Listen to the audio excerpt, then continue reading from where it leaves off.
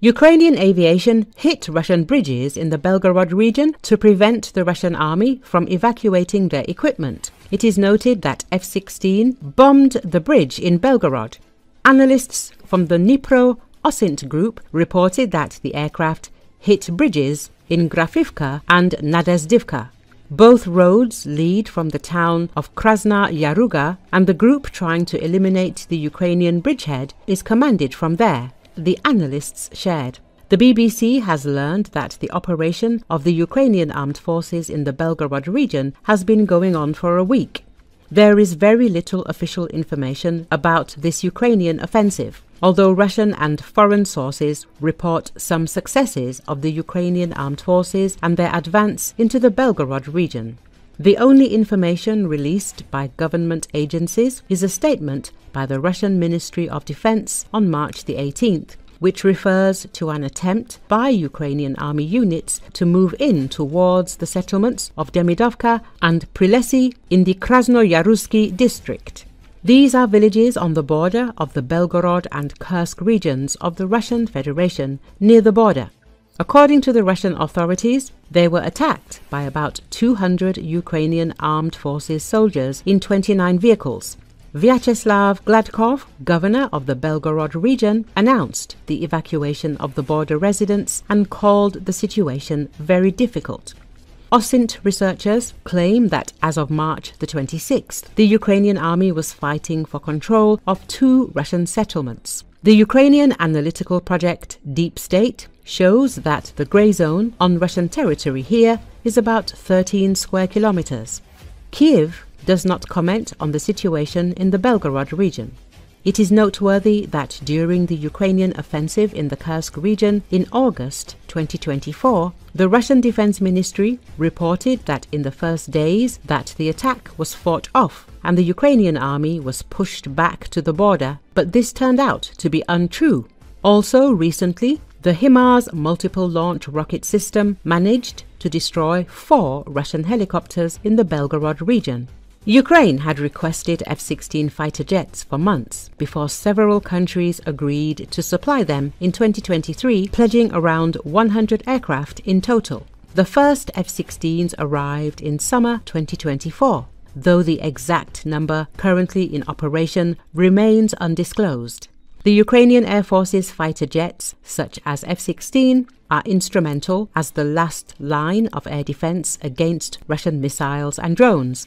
Military notes that Ukrainian F-16s are armed with high-precision aerial bombs, including glide bombs such as SDB and JDAM-ER. Recently, a photo emerged showing a Ukrainian F-16 equipped with BRU-61 pylons carrying 4 GBU-39/B SDB bombs, each on 2 hardpoints. The American-made SDB bomb weighs 130 kilograms and has a maximum flight range of up to 110 kilometers when dropped from high altitude. For maximum effectiveness during combat missions, Ukrainian pilots must approach their targets, potentially exposing themselves to enemy aircraft missiles and ground-based air defense systems, according to Militani. The F-16s are also equipped with air-to-air missiles including AIM-120C, AIM-9M and AIM-9X. The AIM-120 AMRAAM is a supersonic medium-range air-to-air missile that forms the backbone of long-range capabilities for most Western fighters against aerial targets.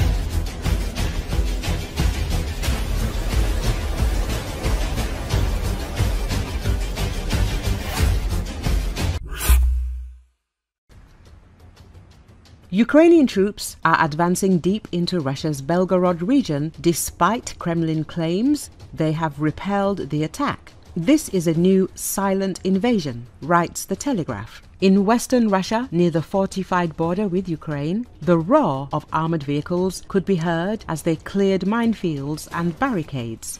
A column of tanks and combat vehicles was making its way through the obstacles, beginning a new phase of combat. It is not yet known whether this is a short raid or a long-term operation. The Institute for the Study of War reports battles in the villages of Demidovka, Prilessye and Popovka. Ukraine is also carrying out pinpoint strikes on command posts, bridges and warehouses. President Volodymyr Zelensky said strategic steps were being taken to counter a possible Russian offensive on Sumy. The advance of Ukrainian troops into Belgorod would likely divert enemy forces from that direction. The Belgorod region borders Ukraine's Sumy, Kharkiv and Luhansk regions and has been used by Russian forces for attacks. The region is also close to Kursk, where fighting continues over high ground that could be important for the negotiations. Unlike Kursk, this time Russian troops were better prepared. Russia appears to have been better prepared for this operation, said John Hardy, Deputy Director of the Russian Program at the Foundation for Defense of Democracies, and this operation is much smaller in scale and in its objectives. He estimates that the Ukrainian forces number less than a battalion, or about 500 soldiers. Discontent with the situation is growing in Moscow. How did this happen? Russian troops completely. They just surrendered. They just left. After that, the enemy occupied it, said Russian war correspondent Vladimir Romanov, commenting on the loss of Demidovka. Elite Ukrainian units and American Bradley fighting vehicles are taking part in the fighting. Pro-Kremlin military blogger Rybar reported on the fighting in Demidovka. The enemy has repeatedly attempted to penetrate our strongholds across the border. The situation remains tense. Another Russian telegram channel, Two Majors, claims that Ukraine is stretching Russian troops along the front, intensifying attacks. The achievements so far are modest, but Ukraine is moving forward and taking a high position, John Hardy noted, adding that it was too early to talk about the impact of the operation on the overall situation on the front. The fact that Ukraine is still attacking after 9 days suggests an attempt to create a buffer zone. Kiev may be trying to strengthen its hand in ceasefire negotiations. It's a risky plan, Hardy said. He noted that Ukraine may not have enough resources. There is also uncertainty about US military aid.